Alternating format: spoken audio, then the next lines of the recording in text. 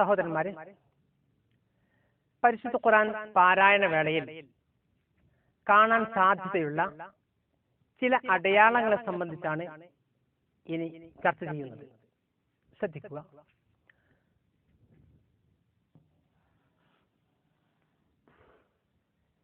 ഇങ്ങനെ ഒരു അടയാളം ഖുർആനിൽ കാണാം. ഇതുകൊണ്ട് ഉദ്ദേശിക്കുന്നത് ഇത് യഥാർത്ഥത്തിൽ ഖ എന്ന അക്ഷരമാകുന്നു. ഖ എന്ന അക്ഷരത്തിന്റെ വാലും പുള്ളിയും ഒഴിവാക്കി കഴിഞ്ഞാൽ ഇതുകൊണ്ട് ഉദ്ദേശിക്കുന്നത് സുക്കൂനാണ്. ഖാലി എന്ന അർത്ഥത്തിൽ വരുന്ന സുക്കൂൻ. പഴയകാല മുസ്ഹഫുകളിൽ ഈ സുക്കൂന് ഒരു റൗണ്ട്, ഒരു വൃത്തമായിരുന്നു. ഇപ്പോൾ അങ്ങനെ ഒരു വൃത്തത്തെ ഖുർആനിൽ കാണാൻ സാധ്യമല്ല. നാം ഫോളോ ചെയ്യുന്നത് സൗദി അറേബ്യയിൽ നിന്നും ഇറങ്ങുന്ന ഹഫ്സുൻ അൻ ആസിം റളിയല്ലാഹു അൻഹുവിൽ നിന്നും റിപ്പോർട്ട് ചെയ്യുന്ന ഖുർആനാണ് ഇപ്പോൾ നാം ഫോളോ ചെയ്യുന്നത്. അതുകൊണ്ട് തന്നെ ആ ഖുർആനിൽ ഇതാണ് സുക്കൂൻ കൊണ്ട് ഉദ്ദേശിക്കുന്നത്. റഅസുൽ ഖ ബിദൂൻ നുഖ്ത എന്നാണ് ഇതിന്റെ പേര്. റഅസുൽ ഖ ബിദൂൻ നുഖ്ത, പുള്ളിയില്ലാത്ത ഖാഇന്റെ തല എന്നാണ്. എഴുത്തിന്റെ സൗകര്യത്തിന് വേണ്ടിയാണ് ഖാഇന്റെ വാലും പുള്ളിയും ഒഴിവാക്കിയത്. ഖാലി എന്ന് പറഞ്ഞാൽ കാലി നമ്മൾ സാധാരണ പറയാറുള്ള ഖാലി, ഒന്നുമില്ലാത്ത ഒരു അടയാളം. അതാണല്ലോ സുക്കൂൻ കൊണ്ട് ഉദ്ദേശിക്കുന്നത്. ഉദാഹരണമായി നോക്കൂ, ഇവിടെ കാണാം അം ഹിൽ ഹും. ഇവിടെ മീമിന്റെ മുകളിലും സുക്കൂനെ കാണാം, ലാമിന്റെ മുകളിൽ സുക്കൂനെ കാണാം, ഈ മീമിന്റെ മുകളിലും സുക്കൂനെ കാണാം. ഇതെല്ലാം തന്നെ പുള്ളിയില്ലാത്ത ഖാഇന്റെ തലയാണ് ഇവിടെ എല്ലാം കാണുന്നത്. ഇതാകുന്നു സുക്കൂൻ.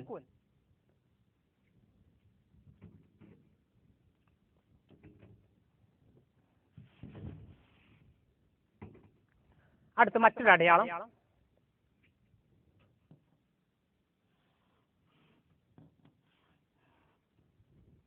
ഒരു ചതുരപ്പുള്ളി.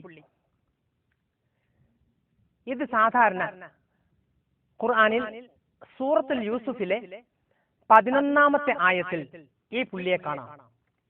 അതാണ് മാ ലക ലാ തഅ്മന്ന എന്ന് പറയുന്ന ഈ സ്ഥാനത്ത് തഅ്മന്ന എന്ന നൂനിന്റെ മുകളിൽ ഇങ്ങനെ ഒരു അടയാളം കാണാം. ഇതുകൊണ്ട് ഉദ്ദേശിക്കുന്നത് ഇവിടെ തഅ്മന്നുന എന്നുള്ള ഒരു ലൊമ്മിനെ നഷ്ടപ്പെട്ടിരിക്കുന്നു. ഇവിടെ ലാ തഅ്മന്നുന എന്നായിരുന്നു ഇതിന്റെ ഒറിജിനൽ. തഅ്മന്നു എന്ന് പറയുന്ന നൂനിന്റെ ലൊമ്മ് നഷ്ടപ്പെട്ടു പോയിരിക്കുന്നു. ബഹുമാനപ്പെട്ട ഉസ്മാൻ ഇബ്നു അഫ്ഫാന്റെ കാലഘട്ടത്തിൽ ഖുർആൻ എഴുതിയപ്പോൾ അന്ന് നഷ്ടപ്പെട്ടതാണ് ഈ ലൊമ്മ്. അതിന്റെ ആ നഷ്ടപ്പെട്ട ലൊമ്മിനെ നമുക്ക് അവിടെ ചേർക്കാനുള്ള അധികാരമില്ല. അപ്പോൾ പണ്ഡിതന്മാരായ മുജദ്ദിദീങ്ങൾ അവരുടെ അഭിപ്രായ പ്രകാരം ആ നഷ്ടപ്പെട്ട ലൊമ്മിനെ ചുണ്ടിന്റെ ആക്ഷനിലൂടെ കൊണ്ടുവരണം, ഉച്ചരിക്കണം. അതിനു വേണ്ടി നിശ്ചയിച്ച ഒരു അടയാളമാകുന്നു ഇത്. ഇഷ്മാം എന്ന പേരിലാണ് ഇതിനറിയപ്പെടുന്നത്. ചുണ്ട് അല്പം കോട്ടി ഉച്ചരിക്കണം. ഇതുപോലെ മാ ലക ലാ തഅ്മന്ന, തഅ്മന്ന, തഅ്മന്നുന എന്ന് പറയേണ്ടതിന് ബദൽ ഈ ലൊമ്മ്, നഷ്ടപ്പെട്ട ലൊമ്മിനെ ചുണ്ടിന്റെ ആക്ഷനിലൂടെ കൊണ്ടുവരണം. മാ ലക ലാ തഅ്മന്ന, തഅ്മന്ന എന്നാണ് ഇവിടെ ഓതേണ്ടത്. എന്നാൽ ഇപ്പോൾ സൗദി അറേബ്യയിൽ നിന്നും ഇറങ്ങുന്ന ഖുർആനിൽ ഈ അടയാളം കാണുന്നില്ല. അതിന് പകരം അതൊരു കറുത്ത പുള്ളിയായിരിക്കും. ഇപ്പോൾ 1430 ഇറങ്ങിയ മുസ്ഹഫ് പരിശോധിച്ചപ്പോൾ അതിൽ ഈ അടയാളത്തിന് പകരം ഒരു കറുത്ത പുള്ളിയാണ് ഉള്ളത്. ശ്രദ്ധിക്കണം.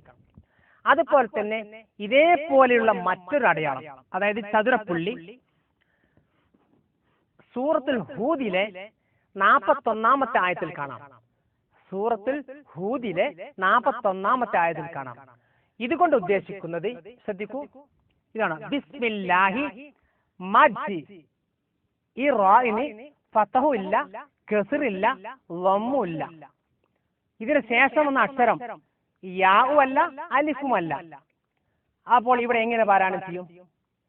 ഇവിടെയാണ് പണ്ഡിതന്മാർ പറഞ്ഞത് ഈ റാഇനെ അല്പം ഇമാലത്തോടു കൂടി ഉച്ചരിക്കണം. ഇമാലത്ത് എന്ന് പറഞ്ഞാൽ യകാരത്തോടു കൂടി.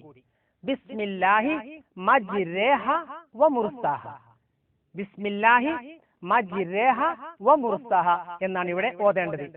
ഇവിടെയും ഞാൻ നേരത്തെ പറഞ്ഞതുപോലെ ഈ ചതുരപ്പുള്ളിക്ക് പകരം ഒരു കറുത്ത പുള്ളിയാണ് ഇപ്പോൾ ഇറങ്ങുന്ന സൗദി മുസ്ഹഫിൽ കാണുന്നത്. അപ്പോൾ നാം പഠിച്ച സ്ഥിതിക്ക് ഈ ചതുരപ്പുള്ളി തെരഞ്ഞു നോക്കി നടക്കേണ്ട ആവശ്യമില്ല. ഈ സ്ഥാനത്ത് കറുത്ത പുള്ളിയും കാണാം.